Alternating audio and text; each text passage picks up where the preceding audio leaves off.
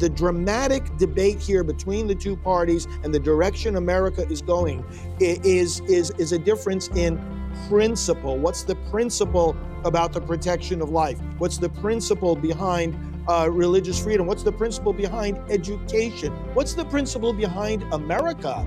Do you have a country if you don't have a border?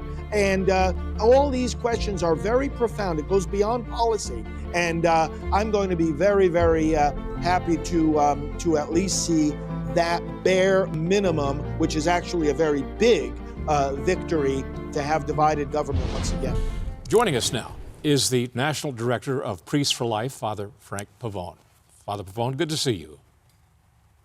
Good to see you again, Doug. What's your takeaway from the early results? The night is but young, but we're seeing some results. I'm encouraged, looking at the big picture, what we've been saying throughout this election cycle is that we have to put a roadblock in the way of the Democrats. Their policies have been destroying America. Some of their policies can only be explained by, sadly to say, people in certain positions of power who don't like America, who want America to fail, and just by a victory in at least the House, although I'm still hopeful the Senate will also flip Republican. We'll see. It's going to be apparently a long night.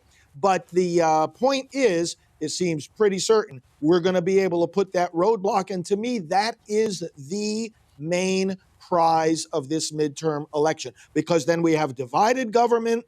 Then we slow down. In fact, we stop in its tracks in many ways the Biden agenda, the radical Democrat agenda, and we have time again to point out, especially if the House begins some investigations and passes some legislation, at least in the House, that can begin to emphasize even more the profound difference, not only, Doug, in policy, but as we've been discussing on other occasions, the difference in principle.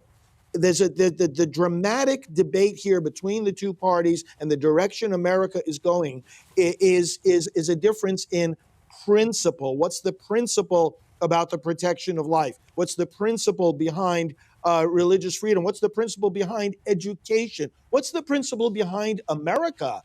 Do you have a country if you don't have a border? And all these questions are very profound. It goes beyond policy. And I'm going to be very, very happy to at least see that bare minimum, which is actually a very big victory to have divided government once again. Well, let's talk about that issue which you first mentioned right there, the abortion issue. Since the Supreme Court's Dobbs decision, a lot of Democrats thought that this would be their saving factor in these midterm elections. But in recent weeks, it began to ebb a little bit. You saw fewer advertisements about that issue. The mantra from the Democrats, from the highest Democrat in the land, President Joe Biden, became, we've got to save democracy. Democracy is under threat. What happened to the abortion issue for Democrats? Two things began to happen. First of all, as they emphasized abortion more and more, the voters started to say, well, yeah, I might be in favor of their policy on abortion, but don't they realize I want better grocery prices than I want late-term abortions? The second thing was and I was very gratified to see, and I still see it, that the right questions started to be asked even by the mainstream media of the Democrat candidates and even of President Biden, the question being, are there any limits that you would place on abortion? Because the fact is that 72 or more. Well, somebody in the Democratic Party just cut him out of there. It's a joke. We lost him. We'll try to get him back a little bit later on. I think Father Frank, what he was going to say was 72% of Americans oppose late-term abortion. Yes. And that's exactly the policies that the radical left has embraced. We saw it this summer in the Senate when 49 senators, every Democrat senator except for Joe Manchin, voted in favor of late-term abortion. Yeah. Rob? No, it's an issue that they really put all their chips in the middle of the table on abortion this year. And whether it pays off is still to be seen. It looks like it's paying off in New York, where the electorate kind of woke up. The Democratic electorate woke up at the end there, where it looks like Kathy Hochul is going to win, and her whole campaign was on abortion. So that's playing out. And, as we go forward, though, I think that's an area where Republicans can and should play offense on. Yeah. I mean, it's crazy to not. Especially with this advocacy for late-term Well, that's abortion. the There were thing. some undefined, limitless abortions Yeah. right up to the moment of birth, which were very, very few people in America want that. We've got Father Frank Pavone back now. We cut you off in mid-sentence accidentally. I don't know what happened, but good to see you back. Can you recall your train of thought just where we lost you? Because I don't. Well, no, what we were saying was, yeah, the voters got tired of hearing about the extremism. It turned a lot of people off. I mean, I'm dealing, as you know, with this issue full time, up and down and across the country. And I'm hearing people all the time saying, hey, listen, I'm independent, I'm Democrat, I'm pro-choice.